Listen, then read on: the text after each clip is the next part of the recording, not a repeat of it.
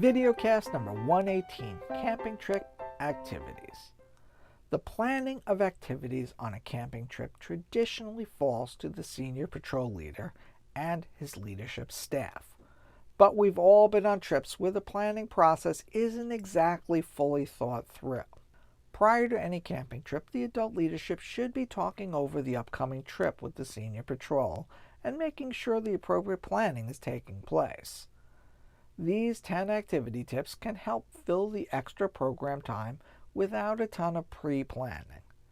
This, of course, doesn't mean no planning, as all of the items require some amount of forethought. Activity number 1. Explore the camping location.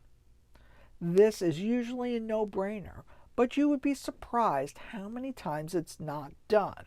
Many camping locations, especially council camps, have lots of activities that can be arranged. Many of these simply require just asking, although some might have small fees involved.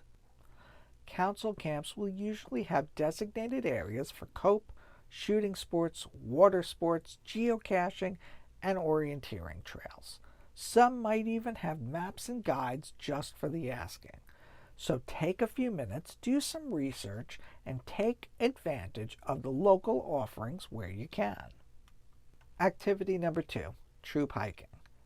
Many locations have designated trails and can let you and the scouts explore and may even knock off the hiking requirement if the course is long enough.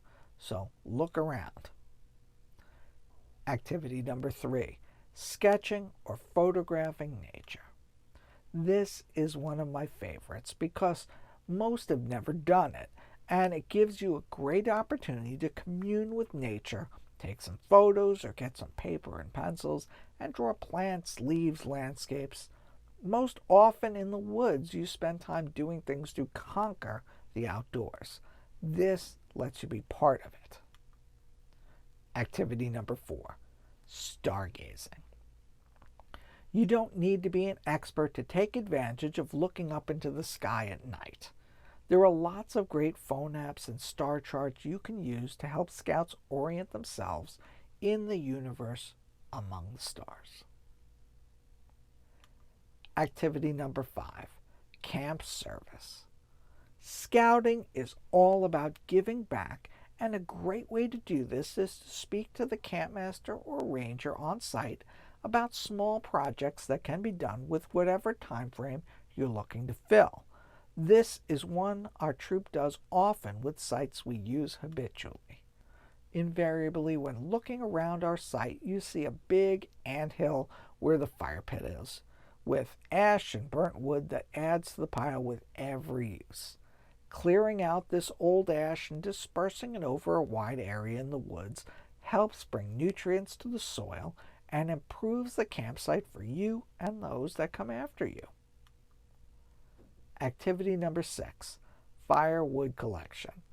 This is a great one to get all the scouts involved and teach a little on preparing a fire. Most often when scouts go off into the woods, they bring back big logs that they believe will magically turn into firewood. Instructing them on the 3 types of material necessary to build a fire, tinder, kindling, and fuel, lets you easily break up the group into 3 that each has a separate mission to achieve, the fire building goal. Activity number 7, reading aloud as a group. This one is another one of my favorites, but might seem a little bit weird. Sitting in a group and taking turns reading out of the same book builds lots of skills.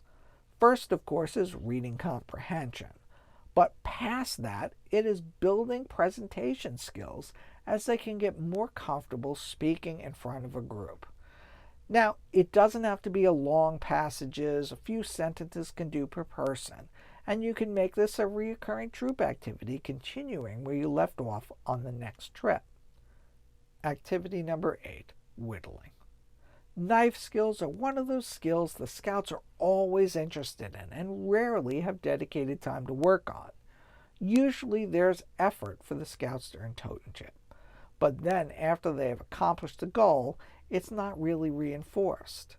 Skills need to be in continuous use to become proficient, and having some time with targeted tasks allows scouts to practice and have adults on hand to monitor and guide as necessary without all the hand-holding done when earning the totem chip initially.